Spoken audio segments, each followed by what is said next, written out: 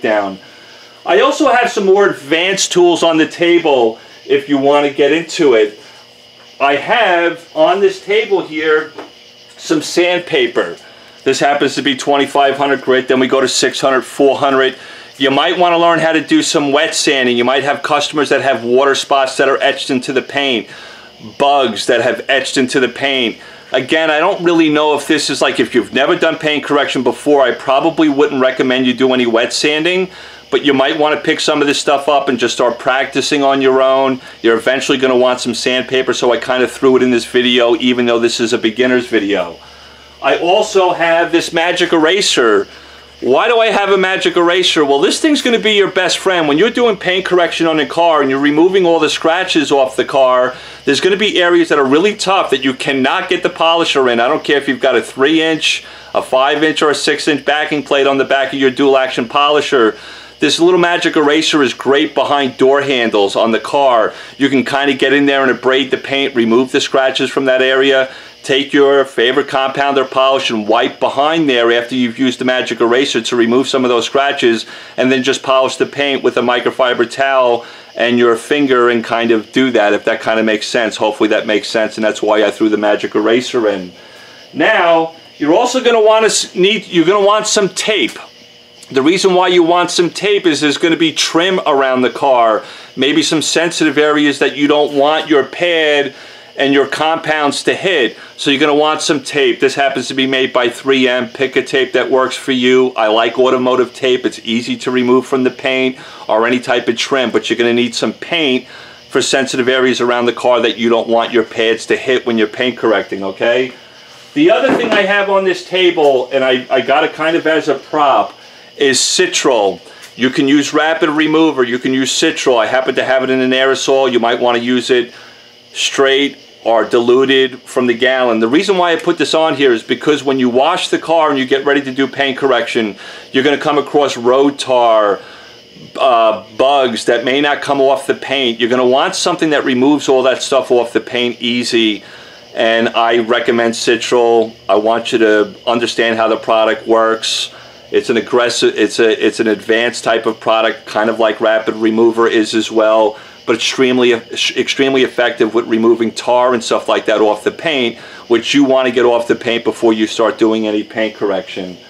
All right, microfiber towels. This is a very tough subject to get into. You're going to need a microfiber towel to wipe off the residue when you're using your compound or using your polish. You're going to want a microfiber towel after you get done with HD speeding and finish sealant to reveal your nice shine and the protection behind.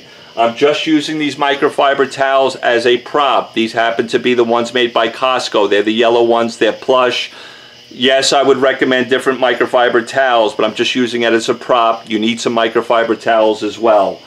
So there you go. That's my, not a quick video, but I had a lot of beginners ask me, Scott, what do I really need just to get in the door of paint correction? I think I've touched basically all the basic stuff that you need. My more advanced viewers, if I have forgotten something, throw it down in the comments down below. Yes, there's things like pad washers, but I'm just talking about the basics to get in and get the job done. We've got everything from the clay bar to decontaminate the paint. We've got some paint prep. We've got the machines. You don't have to buy both. You pick which one that you want based on your budget. You got the backing plates, 3-inch, 6-inch, 5-inch, whatever you want to go. Again, team them up with the right pads. You've got some sandpaper if you want to go that way, some protection, carnauba waxes, or a paint sealant. I happen to like Menzerna. Figure out whatever you like. A final inspection spray. We've got the car soap. We've got to wash the car before we do paint correction, right? And then, of course, the compounds and polishes. Those are the ones that I like. These are not the only ones that I have. I have plenty that I use for different scenarios. But again, this is just a basic video for beginners.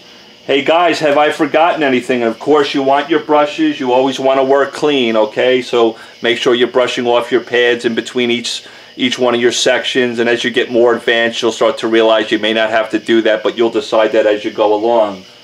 I hope I've hit everything. Washing the car, decontaminating the car, paint prep, polishes, compounds, pads, sandpaper. If you want to get advanced, I'm not saying you beginners need to do that. If that makes you uncomfortable, don't offer it. Don't offer it to your customers, okay? Don't get into anything that makes you uncomfortable. I think I've got everything that I wanted to do. I know it's a 28-minute video, but everything on this table, you can review this video as you go along. You can review it again. If you have any questions, I'll try to make a list below in the description box of all the stuff that's on the table here. But I'm available for you beginners, my advanced viewers. If any of the beginners ask a question and I'm not able to get to them, I would appreciate if you could help them. I know you know just as much as I do. So that's just the basics of paint correction and getting into it that you need. Again, I think I thought of everything. Hopefully I have. Maybe I forgot something, but I think that's enough to get you going. That's what you would need. You don't need all of this stuff, but those are the basics and kind of went through that with you. I love all of you. I hope that helps. Until next time, love one another, be kind to one another, and we'll see you on the next video. I appreciate it, guys. Love you so much. Take care.